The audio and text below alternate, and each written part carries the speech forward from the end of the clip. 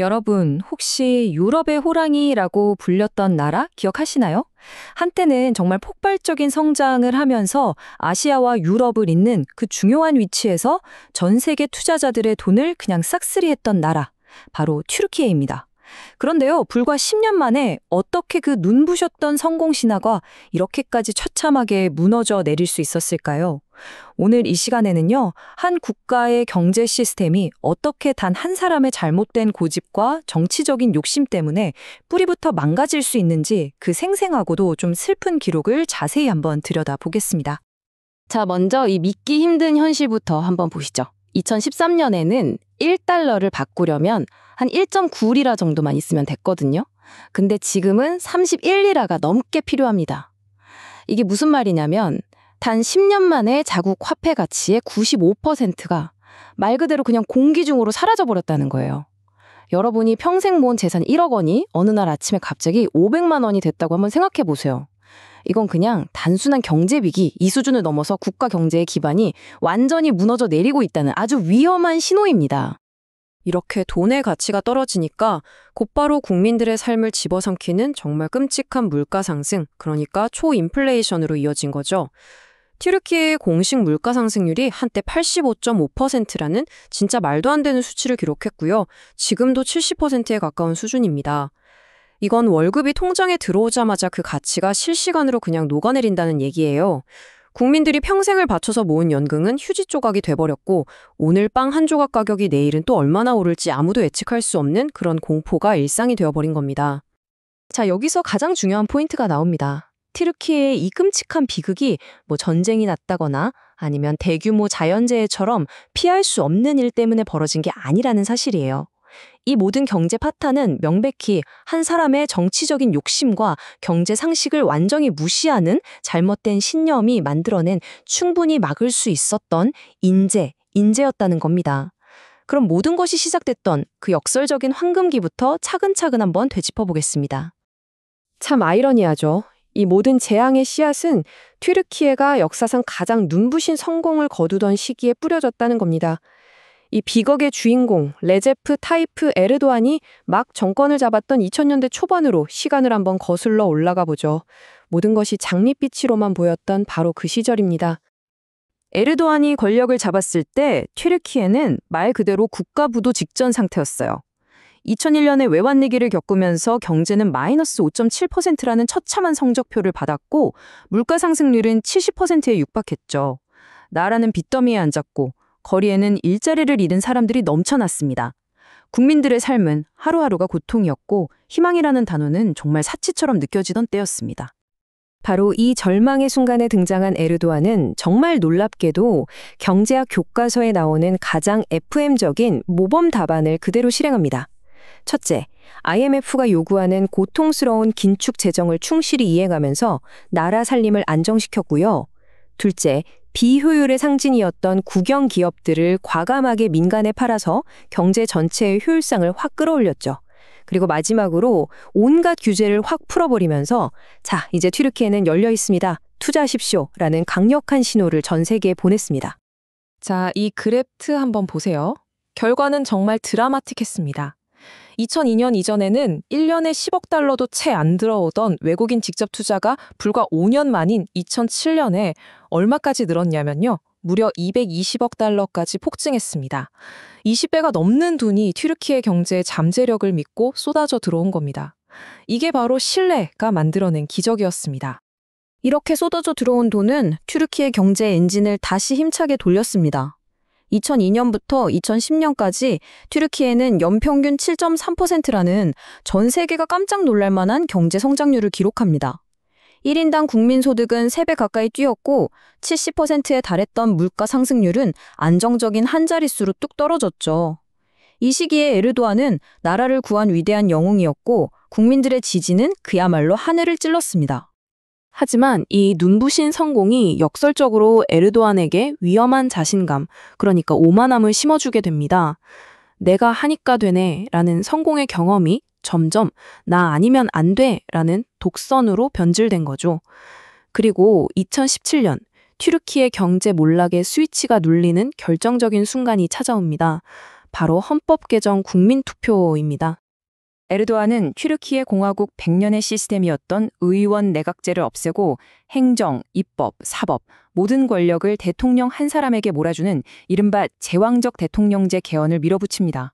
언론도 제대로 통제된 아주 불공정한 선거였는데도 결과는 찬성 51.4%, 반대 48.6%, 정말 아슬아슬하게 간신히 이긴 겁니다.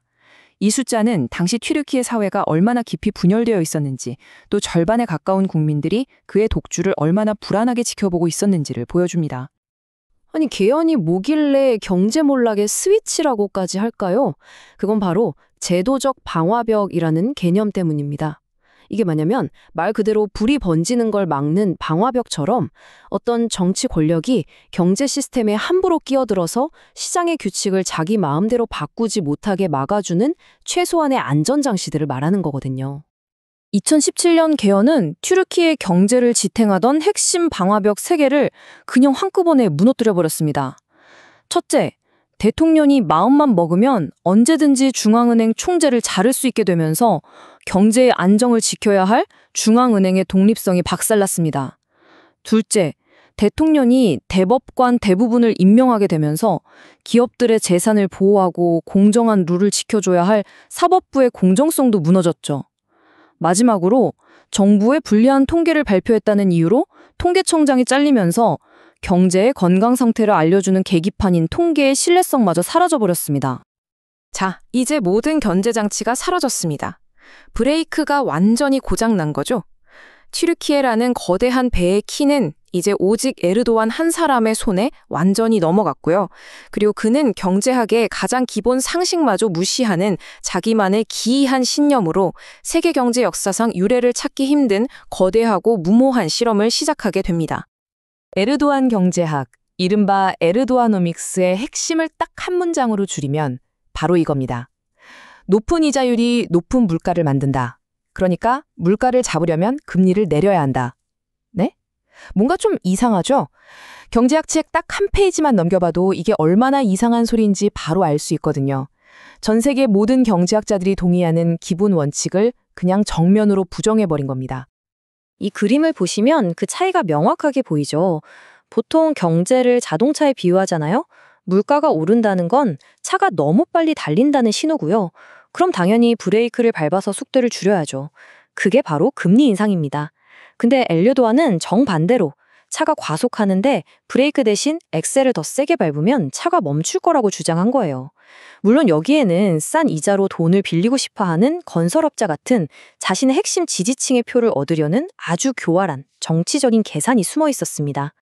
이 말도 안 되는 정책을 실행하기 위해서 그는 자신에게 반대하는 마지막 목소리, 바로 중앙은행을 파괴하기 시작합니다. 2019년부터 약 5년 동안 중앙은행 총재가 무려 5번이나 바뀌었어요. 대통령의 말에 조금이라도 반대하거나 금리를 올려야 한다고 주장하는 전문가는 다음날 아침 신문에서 자기 해고 소식을 봐야 했던 거죠. 합리적인 목소리는 완전히 질식해버렸습니다. 자, 그래서 그 거대한 실험의 결과는 어땠을까요? 네, 우리가 상상할 수 있는 최악의 시나리오가 그대로 현실이 됐습니다.